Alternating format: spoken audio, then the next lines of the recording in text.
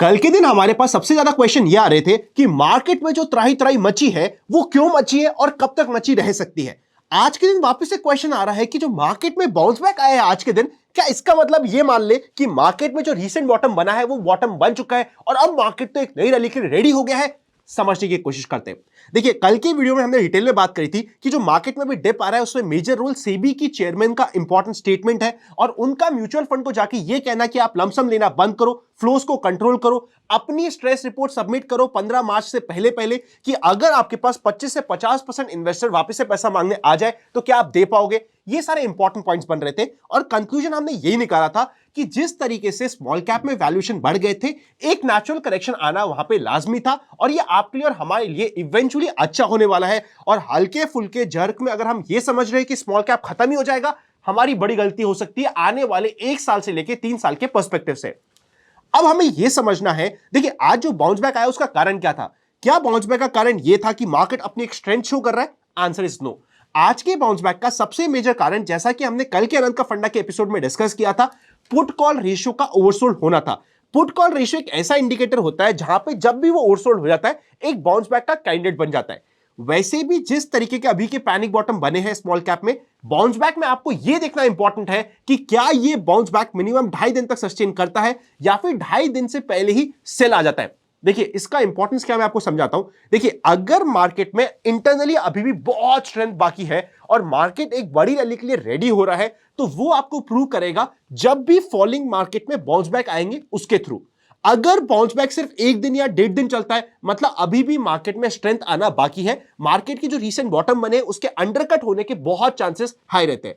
इसी के अगेंस्ट में सपोज करते हैं बाउंस बैक आता है, वो स्ट्रांगली हेल्ड करता है 2.5 दिनों तक। 2.5 दिन के बाद चाहे वो वापस से इनिशियल डायरेक्शन पकड़ ले, पर फिर हमें ये इंडिकेशन मिलता है कि मार्केट में इंटरनली स्ट्रेंथ काफी ज्यादा है। तो ये एक इंपॉर्टेंट पॉइंट हो जाता है वॉच आउट करने के लिए। अब मैं आपको स्क्रीन के ऊपर लेके चलता हूं और कुछ इंपॉर्टेंट और भी पॉइंट समझाता हूं। सबसे पहले डेटा आपके सामने प्रेजेंटेड है। इस डेटा में अगर आप चेकआउट करोगे, मार्च 2020 जो कोविड का क्रैश आया था वहां से लेके फरवरी 2024 तक सिर्फ 10% ऐसे स्टॉक है, यहां पे आप नीचे चेकआउट करिएगा वेल्थ इरोडर्स में, सिर्फ 10% ऐसे स्टॉक्स है जिसने आपकी वेल्थ इरोड करी है।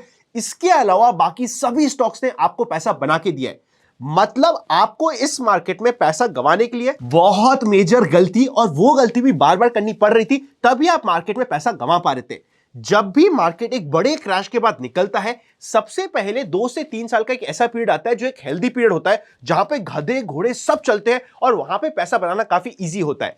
जब ये पहला फेज खत्म होता है, उसके बाद एक सेकंड फेज स्टार्ट होता है, जहां पे अभी हम चल रहे हैं। वहां पे मार्केट में आपको थोड़ा सिलेक्टिव होके सोच समझ के काम करना जरूरी होगा, बिकॉज अगर आपके सिलेक्शन में दिक्कत आई तो मार्केट आपको पनिश भी करेगा। इस तरीके से फेजेस चलते हैं। फर्स्ट फेज के बाद सेकंड फेज आता है, सेकंड फेज के बाद मार्केट थोड़ा कंसोलिडेट करता है, फिर मार्केट वापस से क्रैश करता है और फिर वापस से साइकिल फर्स्ट फेज से स्टार्ट होती है। 4 साइकिल हम कहते हैं मार्केट की।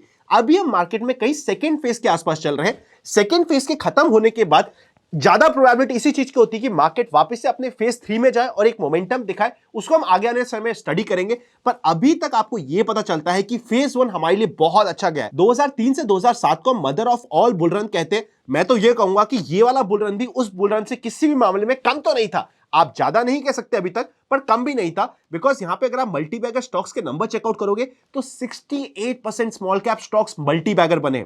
आउट परफॉर्मेंस स्टॉक्स को चेकआउट करोगे तो बहुत अच्छा परफॉर्मेंस है। निफ्टी के आउट परफॉर्मेंस को चेकआउट करोगे तो बहुत अच्छा क्राइटेरिया है, बहुत अच्छे नंबर है। मतलब मार्केट में पैसा तो बना ही है।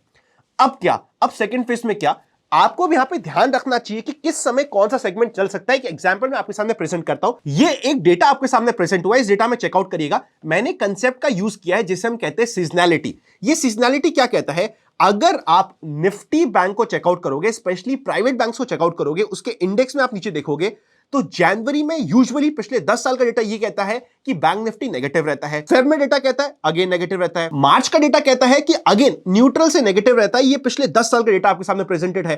पर अप्रैल में रिटर्न्स अच्छे आते हैं, यहां पे 2.5% रिटर्न दिख रहे हैं और मई मार्केट के लिए बहुत अच्छा रहता है। ये इंपॉर्टेंट डेटा है बैंक निफ्टी के रिलेटेड, जो आपको इंडिकेशंस दे सकता है किसी चीज का। क्या इंडिकेशन देगा वो समझने के लिए आप मुझसे ज्यादा स्मार्ट हो।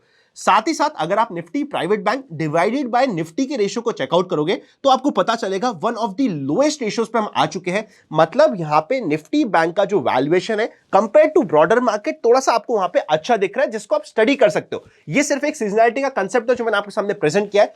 इस तरीके से आपको अब मार्केट की साइकिल को रीड करना सीखना पड़ेगा और वही आपके लिए इंपॉर्टेंट होने वाला है। क्या स्मॉल कैप और मिड कैप की जो रैली है वो खत्म हो जाएगी यहां पे? I don't think so. पर क्या करेक्शन खत्म हो गया है? I don't think so that too. I don't think so that as well. मतलब करेक्शन में भी अभी करेक्शन होने का स्कोप काफी बचा हुआ है, तो आपको अकॉर्डिंगली काम करना इंपॉर्टेंट होगा। अब हम चलते हैं मार्केट के ऊपर, मार्केट को स्टडी करने की कोशिश करते हैं। कल के दिन हमारे निफ्टी के बेसिस पे यही बात हुई थी कि निफ्टी में सबसे इंपॉर्टेंट रहेगा 21,850 से लेकर 900 की रेंज। इस रेंज में अगर मार्केट आता है तो बाउंस बैक के चांसेस रहेंगे। बाउंस बैक का पहला एरिया रहेगा 22,250 के आसपास का, 200 से 250 का रेंज, जो मार्केट के लिए एक important area to watch out हो जाता है। मार्केट ने परफेक्टली आज के दिन दोनों साइड की रेंज को रिस्पेक्ट किया है। अब कल के दिन मार्केट में आपको देखना इंपॉर्टेंट रहेगा कि किस तरीके से सस्टेन होता है। सबसे पहला क्राइटेरिया आपके लिए रहना चाहिए 22,250 का रेंज। अगर इसको क्रॉस करके ऊपर जाता है तो हमारे लिए एक नए बाउंस बैक के लिए एक नए क्राइटेरिया, एक बुलिश साइड की पोजीशन के लिए रेडी होगा। वरना इन नॉर्मल स्ट्रेंथ इसके आसपास से कहीं से भी रिवर्सल लेता है तो वापस से मार्केट में नेगेटिव साइड का प्रेशर बन सकता है और एक शॉर्ट करने की इंट्राडे की अपॉर्चुनिटी आ सकती है, जिस पे हम ध्यान रखेंगे। इस बार जब हम अगर शॉर्ट करते हैं इस लेवल के आसपास, ऐसा नहीं होगा कि एक बार में ये वाला लो कट जाएगा। हो जाए तो मैं शॉक नहीं होऊंगा, पर नहीं होता इसकी प्रोबेबिलिटी ज्यादा होगी और यहां पे एक छोटी मोटी कैंडल बनने के चांसेस होते हैं। उसके अकॉर्डिंग काम करना जरूरी होगा। कल के दिन निफ्टी और बैंक निफ्टी के टारगेट्स आपके छोटे होने चाहिए, बड़े टारगेट्स आप काम नहीं कर पाओगे। At the same time bank Nifty में अब देखिए, आज मैं बुलिश था मेन निफ्टी में, कल के दिन में वापस से मेरा फोकस चल जाएगा बैंक निफ्टी में। अगर स्ट्रेंथ आनी हुई मार्केट में, वापस से बैंक निफ्टी उसको लीड कर सकता है।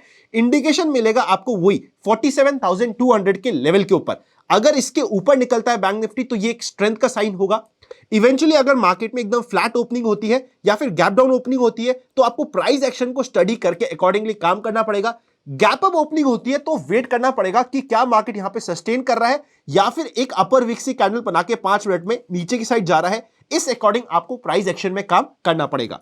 मेरा बायस कल के दिन अगर पॉजिटिव साइड की ट्रेड करने का हुआ तो मैं बैंक निफ्टी को चूज करूंगा, नेगेटिव साइड की ट्रेड में मैं निफ्टी को चूज करने वाला। फाइनली मैं आज के इस वीडियो का एक इंपॉर्टेंट पॉइंट शेयर करता हूं, पर उससे पहले आपके में से कुछ लोगों के दिमाग में आ सकता है कि अनंत ये निफ्टी बैंक निफ्टी चल क्यों रहा है?